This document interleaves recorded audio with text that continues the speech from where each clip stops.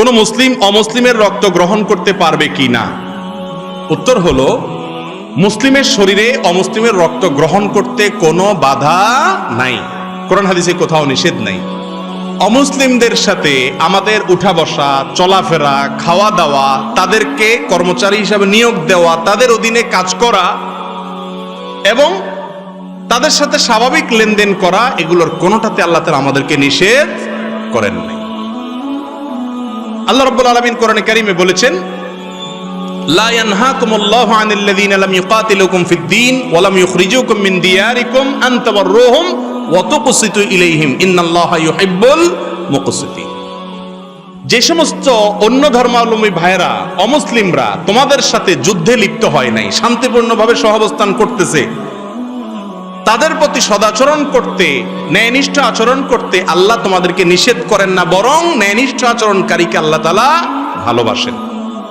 বিধায় অন্য ধর্মের মানুষদের সাথে স্বাভাবিক কাজ কারবার করতে কোনো অসুবিধা, অন্তরের অন্তঃস্থলের দোস্তি সেটা নিষিদ্ধ, কিন্তু বাহ্যিক কাজকর্ম করতে কোনো অসুবিধা নাই। তাদের শরীরের কোনো অংশ নাপাক না, নাজাসাতুল আইন না, যে তাদের রক্ত নিলে আপনার শরীর নাপাক হয়ে যাবে। আপনার শরীরের রক্ত যেরকম তাদের শরীরের রক্ত একই রকম, এটা নিলে কোনো গুনাহ হবে না। হিন্দু সম্প্রদায়ের কেউ কোনো বিবাহ শাদীতে সাহায্য চাইতে আসলে দেওয়া যাবে কিনা? যে কোনো অমুসলিমকে আর্থিক সাহায্য করা, সহযোগিতা করা, এটা ইসলামী শরীয়ত দৃষ্টিকোণ থেকে কোনো নিষিদ্ধ কাজ না।